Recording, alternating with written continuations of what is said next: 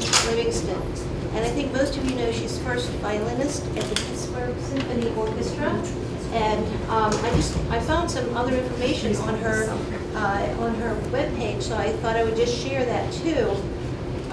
Ellen joined the Pittsburgh Symphony Orchestra in 1999. Prior to her engagement with the PSO, she had been a member of the Columbus Symphony Orchestra and briefly with New World Symphony. So, while a student at Juilliard, Chen Livingston served as concertmaster of the New York String Seminar Orchestra under Jamie Laredo. She has also participated in the Aspen and Tanglewood Music Festivals. Always wanted to go to that. Chen Livingston received both a bachelor and a master's degree from Juilliard as a student of Chao Liang Lin. Is that close enough? All right. She's appeared as soloist with the National Repertory Orchestra and with the PSO on community engagements and chamber orchestra concerts. She's devoted to teaching young students, and she maintains a private studio. I didn't know that either, in her home in the South Hills. And of course, you know she lives in Upper St. Clair here, so we're really privileged to have her close by.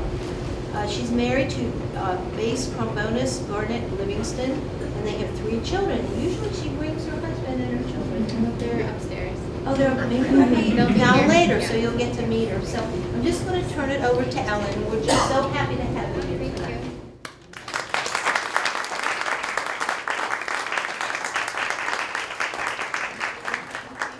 Thank you very much for coming. As Lee mentioned, I'm a member of the Pittsburgh Symphony. I actually joined in '98, so 1 year, a little bit longer. And yes, I joined when I was 12. So I'm a member of the library. I live in Upper St. Clair. I bring my girls here weekly, and it's nice to connect with people in the community. And this is part of my outreach. I really try to stay in this community, so I do preschool visits at Westminster Presbyterian Nursery School, and I'm a Baker mom. My 3 girls all are currently in Baker or graduated from Baker, so I prepare the children for their field trips. And also I coach sometimes the middle school strings. So tonight I'd like to talk a little bit about the Bach chaconne. And this piece is monumental in terms of structure and organization, harmony, that sort of thing. And Johann Sebastian Bach, he was born in 1685 in Germany, Eisenach, actually. He was the youngest of 8 children, and he was actually orphaned at age 10. And at that time, he went to live with his oldest brother. And his oldest brother was really influential in his early childhood music learning. Actually taught him clavichord and really introduced him, connected him with so many musicians of the day. So I'd like to actually play for you the first 4 movements of the partita in D minor. And the chaconne is actually the 5th movement of the partita. So as a warm-up for the big chaconne, I'd like to introduce you to the 4 movements of the partita. So these movements are typically in the dance style. During this period, the 1717 to 1720 is when Bach actually wrote these 6 pieces for solo violin. And he really embraced the dance style. And the first 4 movements are in the typical slow and then fast, slow and fast. So I'd like for right now to play for you the first 2 movements, and then I'll talk a little bit and play the second 2 movements, and then talk a little bit and then I'll play the chaconne. And I can take questions. So the first dance movement is called Allemande, and typically it's just setting the tone of the first piece, and it's generally in a slower tempo, and it just kind of dictates the tone of the entire movement. It's going to be in D minor.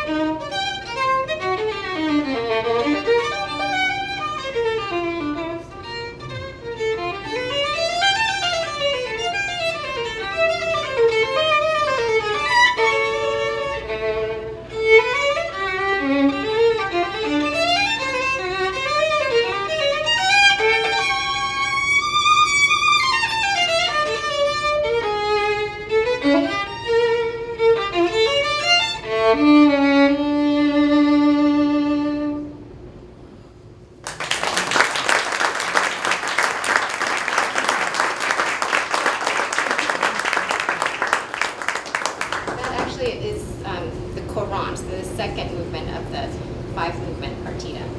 And as you could tell, it was quicker, and it's in triple meter, which means that it's just basically a glorified waltz. And usually, in triple meter, the downbeat or the first beat is what's the strongest beat. So you think of a waltz, it's always 1, 3, 1, 2. So the next dance is called a saraband, and the saraband is also in triple meter.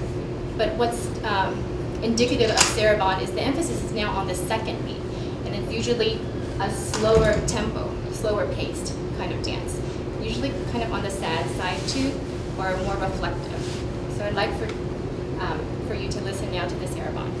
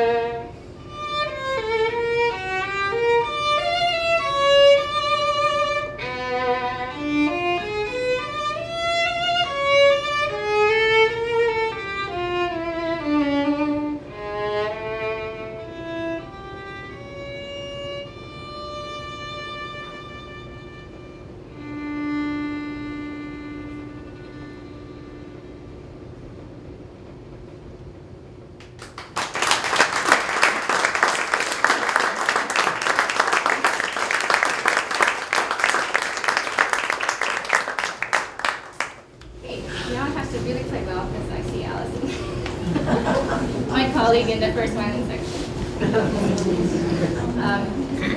So that was Sarabon, and it was probably hard to tell that the emphasis was on the second beat. But if you think about the pulse of the music or the tempo that you feel in the music, if you think of it as being almost a little bit faster, 1 and 2 and 3, and I was always sitting, or Bach was always intending to have that emphasis on the 1, 2. So we rest here.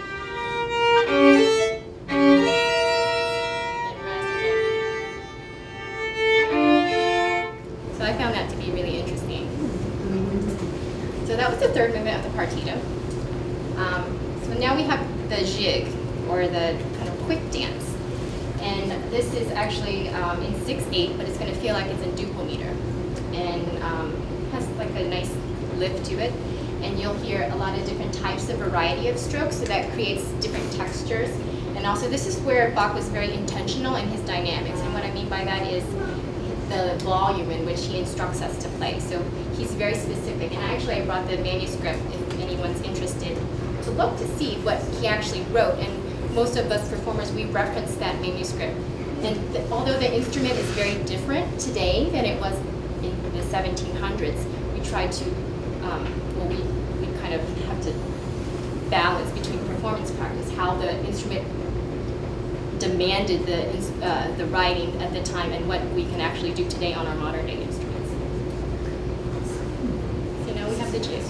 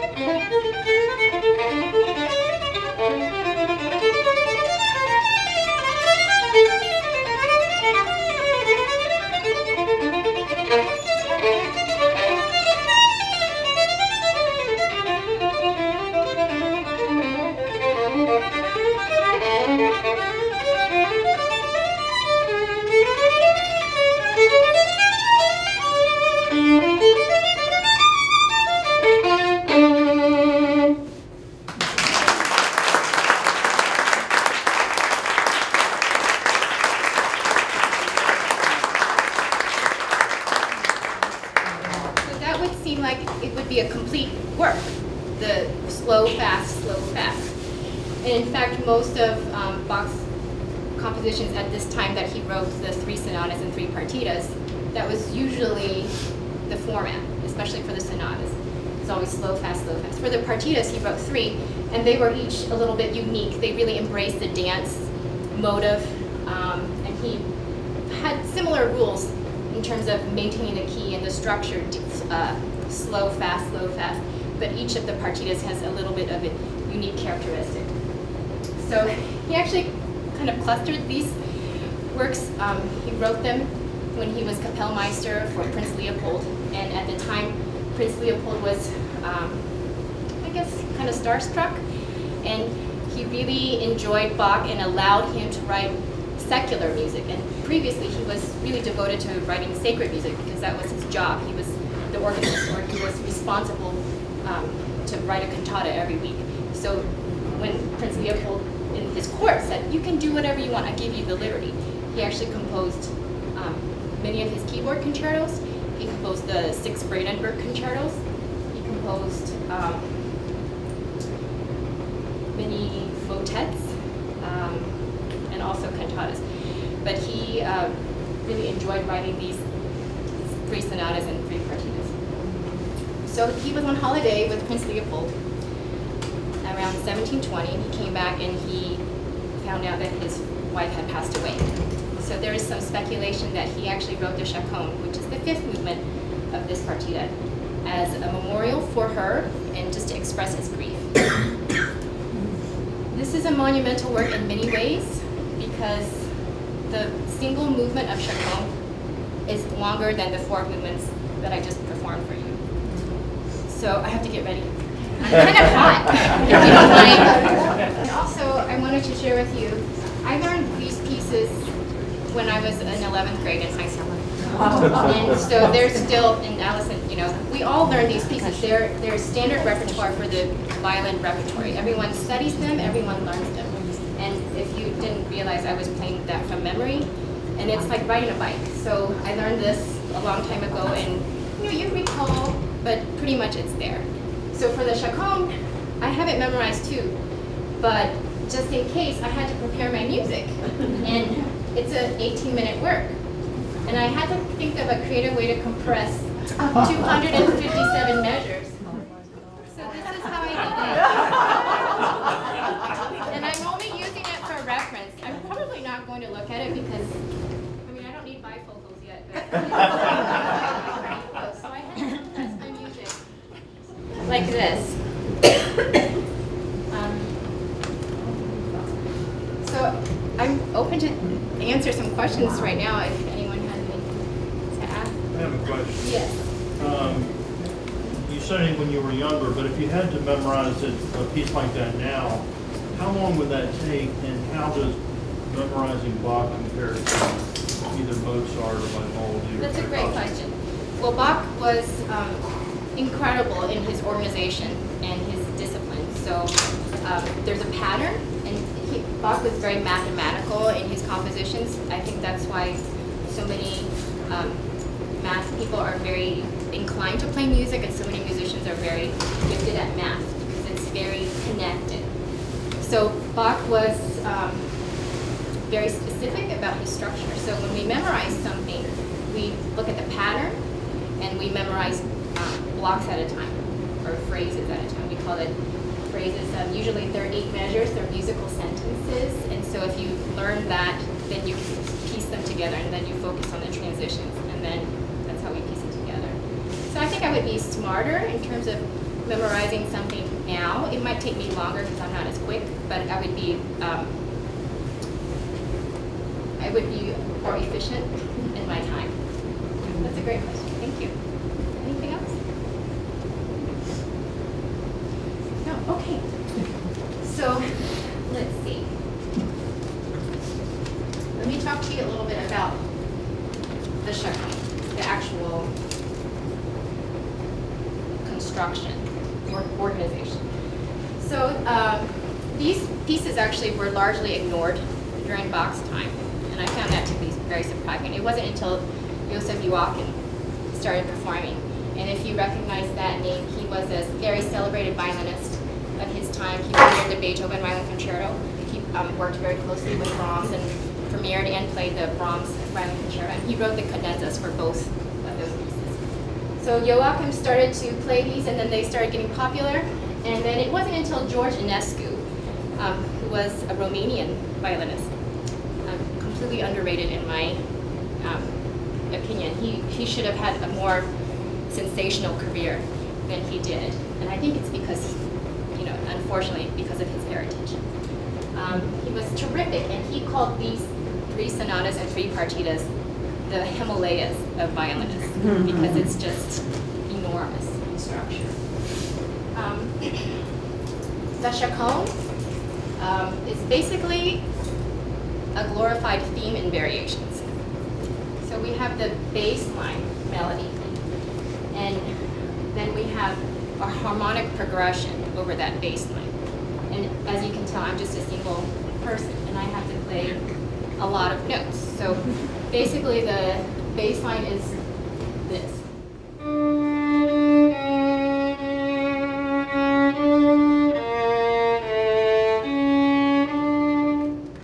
And we hear that over and over and over again. But the creative thing that Bach does is he asks the violinist to do almost everything capable that physically a violinist can do, and emotionally too, because this piece was emotionally charged anyway. I mean, it was speculated that he wrote it for his wife that just passed away. The way that it's configured, the first portion is in minor, and then we have a brief section in major, and then it goes back to the minor. And this major section I found to be, now that I'm older, I found it to be like the heavens opening up, and you'll hear that the tone changes, the character changes, and this in fact is a mathematical reason. So in the Baroque and Renaissance era, many artists, including musicians, would incorporate the golden section into their works, and what that means, it's a mathematical appropriation or proportion of the piece, and that would be the climax of the high point of the art or of the musical piece, and it happens at exactly 0.618 in the composition. And the golden section in this piece happens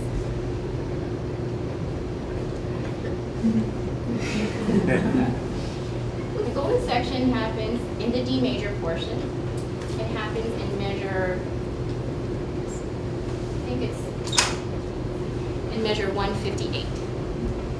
And there's 257 measures in this piece. So if you calculate, not only in measure 158, it happens on the third beat of measure 158. So if you were to change it to 158.833 over 257, the number of measures, you come out to 0.618. And in my opinion, that's completely purposeful. That wasn't accidental.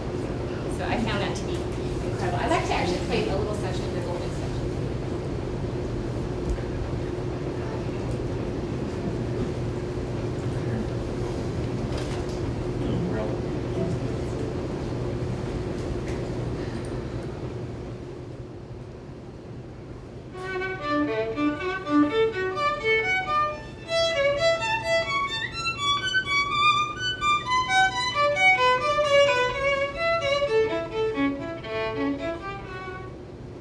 That part there. That's, you can completely tell it's in a happy moment, it's in a bright moment, it's completely D major, the harmonic progression hasn't changed from that. So it's just so overwhelming when you get to that point. This piece is a warhorse, actually. It's been transcribed for multiple instruments, including organ, solo cello, piano, guitar, viola, piano and violin, 8 cellos, actually, marimba, which is a wooden percussion instrument, and orchestral arrangement. And actually we played, the Pittsburgh Symphony played the orchestral transcription of it. I think it was 2 years ago or a year ago? September 25th. Oh. 2015. Oh, thank you. I remember. Wow, okay. So Allison and I were, I think we sat together, and we were like, isn't this kind of silly? It takes 100 people to play a piece that was written for just a single violin, but to be able to hear the texture. Okay, so any other questions? So it's 18 minutes. It's, I'll try my best.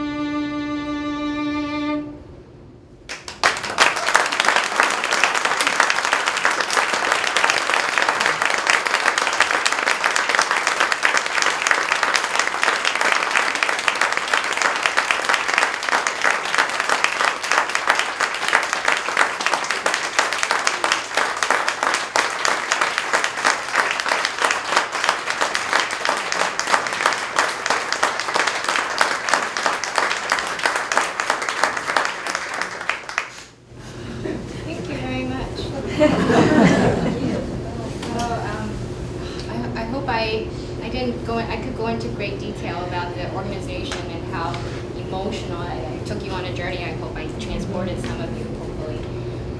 But it was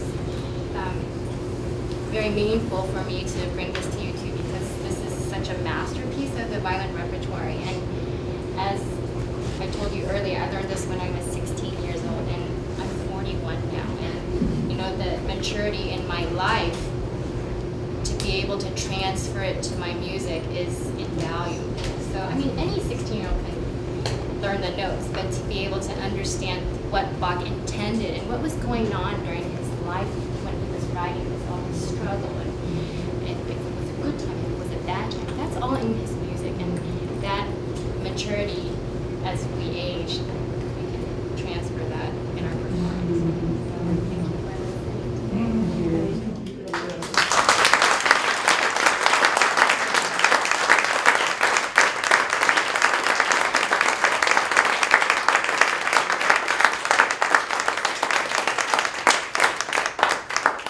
I'm open to answering any questions. If anybody wanted me to go back and talk about maybe some of the form, or if there was a particular movement that you'd like to hear again, I would be happy to do that. Yes, Allison. Do you have a favorite of the Bach? Do I have a favorite of the Bach? That's a good question. So, as I said earlier, everybody studies these, and the D minor was the first one that I studied. And I actually played the chaconne for my Juilliard audition, so it's kind of like full circle. And I learned something new each time, so I think the chaconne is probably my favorite just because of that reason. It's the first piece that I actually studied in great detail, and as I mature and I can come back to it, I learned something else about it. Have you played all of them? Actually, I'm not. I started later than you did. So by the time I got to the chaconne, I think I was a sophomore in college. Okay. So I studied all of them. I haven't done the C major. The C major stuff. I've done that for 2 years. So. Yeah, I did the last two. I didn't do the first two. Well, I didn't do the few. Any more questions? Yes. Did Bach compose on the piano or on the violin? He composed for all instruments. In fact, his first instrument was organ, and then he had learned clavichord, which is an ancestor to the piano, from his oldest brother. And he was a very proficient harpsichordist and pianoforte and organist. So he had, let's see, he wrote 2 violin concertos and then these 6 sonatas and partitas. But did he actually play the violin? I'm not certain, actually. I'm sure he probably had to in the court because he was a court musician, so they were responsible to play all the instruments. But I think he specialized in keyboard and organ. I have another question.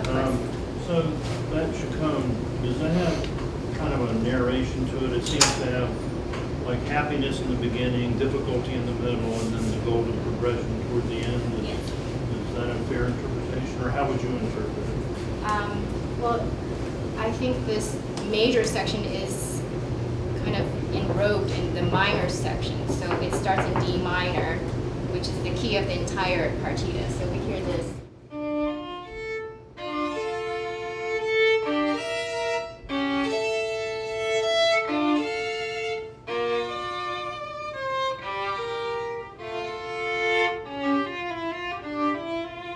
That's the main theme, what I talked about earlier. And I feel that to be more kind of a somber tone. And then when we get to the middle, towards the golden section where it becomes major, did you hear that?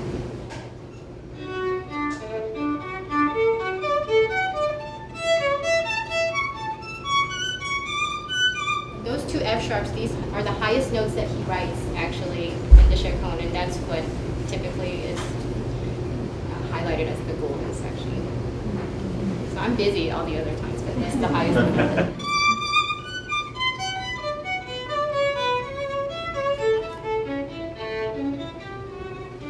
In my opinion, that comes for a full circle, and that's where I think he's at a happy moment, and that's where from that point then he starts his gradual descent back down to the minor.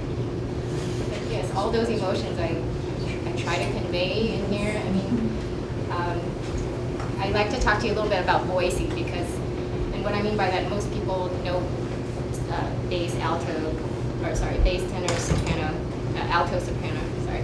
And our ear naturally hears the soprano line, the highest line. So oftentimes Bach would notate what line is more important. So that's another reason why I come back. So instead of, I do. So I play all 4 notes and then come back because the bass line is what's highlighted.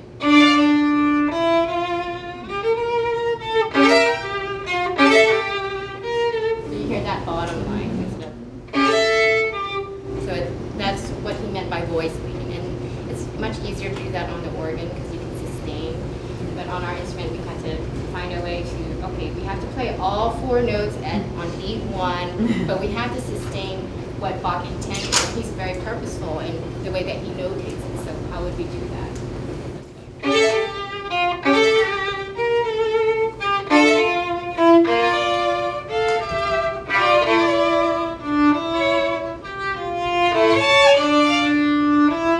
So I try to think about what lines do I need to bring out, and so I use my violinistic skills to accentuate that line without interrupting what's happening vertically. Any other questions? Yes.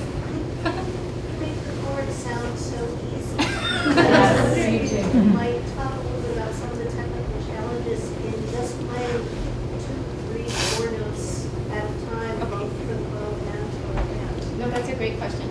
So what I said earlier, the ear naturally picks up the highest line.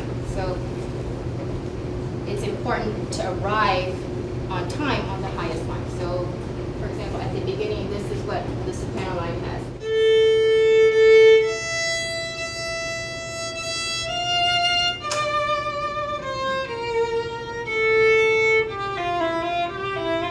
And in order for that to happen on 1, 2, 3, 1, I have to break the chords or actually begin from the bottom a little bit earlier than 1.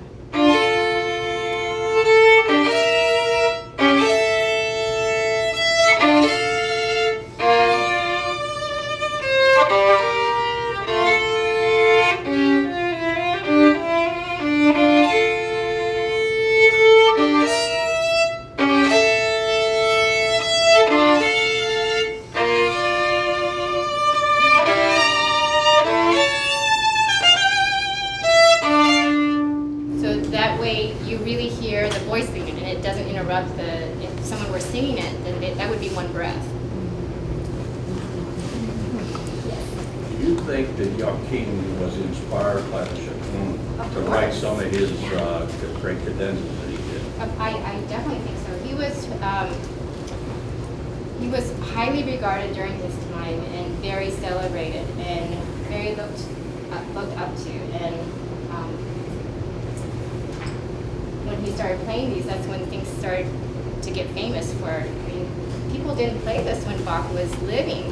They were kind of ignored. He probably wrote for someone in particular in the court, for Prince Leopold's court. Probably obviously a very gifted violinist.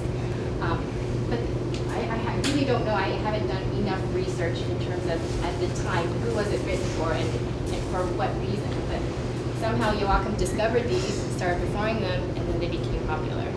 And almost every violinist famous violinist has recorded these, or at least studied. There's been lectures, there's papers, and the amount of information on this chaconne itself, it's just stunning. It's a mathematical exercise too. It's not just a violistic exercise.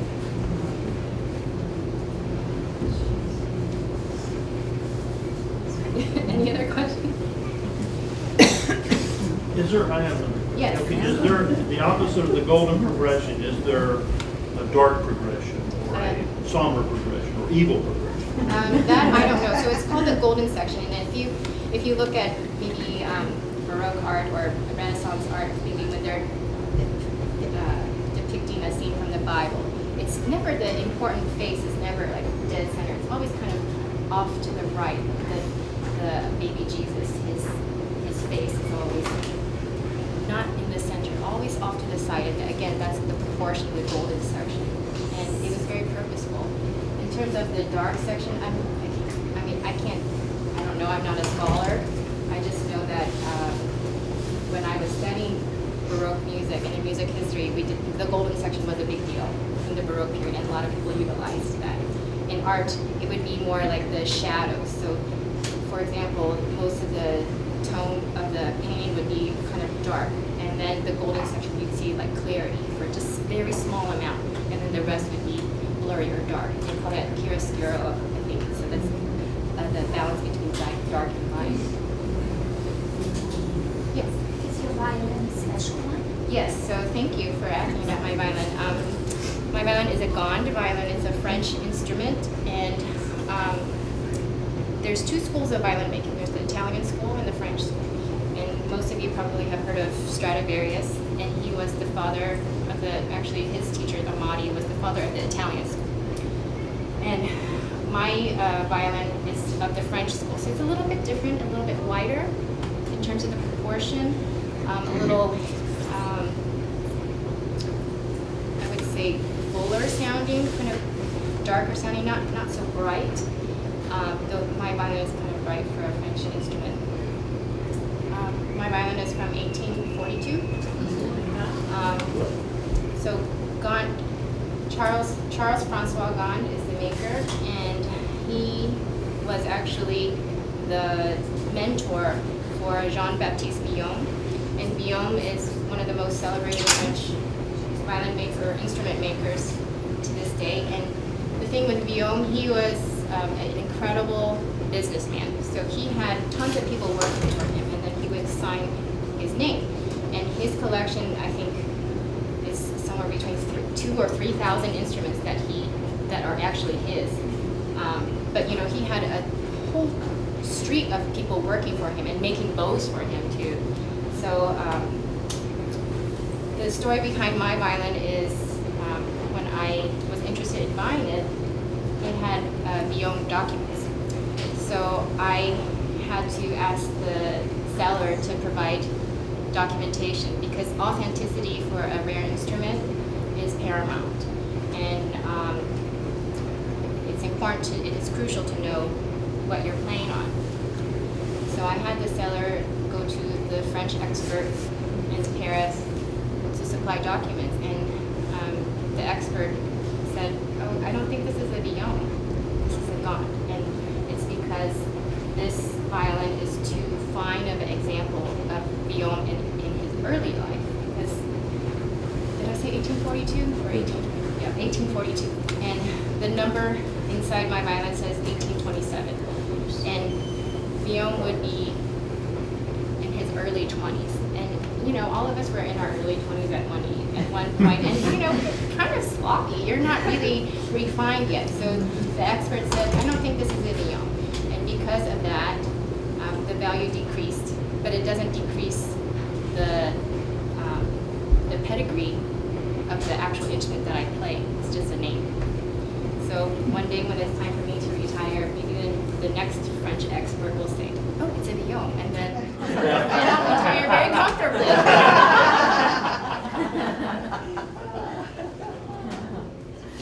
Any other questions? Is the bow ever an antique? Yes, and the bow has its own story too. So this bow is a French bow. It's a Pierre Simon bow. And Simon was a very celebrated bow maker that worked for Guillaume, actually. So he was making the bows to go with the instruments, and that's why a lot of them are paired well together. So this is a good team for me. This bow is from 1880, and you know, it's very rare. It's antique. So I have to treat these like my other two children. So I have 5 kids. I have three downstairs and then these 2. How often do you have to replace the The hair? The hair. So about 2 2 or 3 times a year. So most of us in the orchestra, we have multiple instruments and multiple bows, so we just kind of rotate them. So this is my #1 bow, but I don't play it every day because it's too heavy for the orchestra. And what I mean by that is you have to be very quick in orchestra, you have to be flexible, and you have to have a bow that will respond instantly, and playing soft and playing loud and playing off the string, on the string, and in order to blend. So if I have a really fabulous bow and I'm playing in this section and Allison's like, why are you playing so loud? You know? So I play on a different bow actually when I'm sitting in this section. So I rehear it maybe 2 or 3 times a year. And I rotate them. Do you have a favorite musician who's played with the symphony who was visiting over the last year or two? Does a name come to mind? Well, I think all the artists that we bring in are exceptional and they're very unique.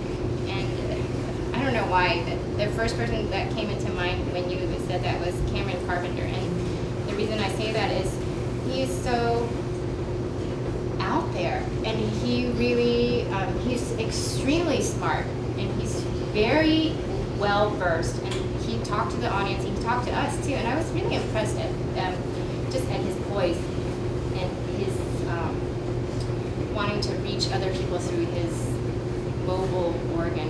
I forget the actual name. International touring organ. That's right. And I thought he was sensational, and it's not the style for everyone. But I thought he really owned his performance. He really owns his international touring organ. And that I have great respect for. Yes? Do you have a 21st century composer that you think will peak in the 22nd century? That's interesting.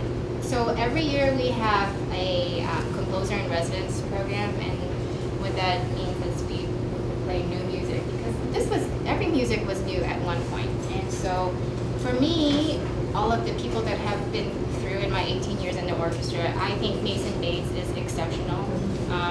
He's actually a colleague of mine from Juilliard, but we never intersected because composers are kind of out there, so they're kind of groupies on their own. So, but nice guy, and I feel like he has so much to say, and he uses so many different mediums in a smart way to reach people, and he really respects and obeys the classical literature and the classical rules, but then he kind of takes it into his own. He takes ownership again. When I have great respect for people that really own what they're doing and are proud of it and present it in a way that is reachable to everybody across all diversity and race and everything. It's incredible. So Mason Bates is my pick. Any other questions? Okay. So any requests? I'm warmed up now. Do you want to really take? If I could do How it. about the Dvorak's Humoresque?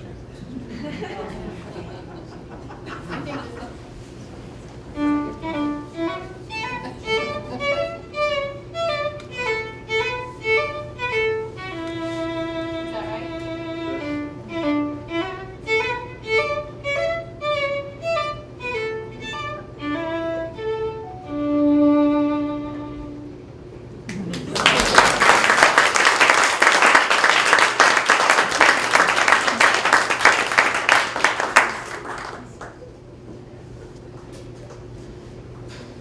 The most shy adult group I've ever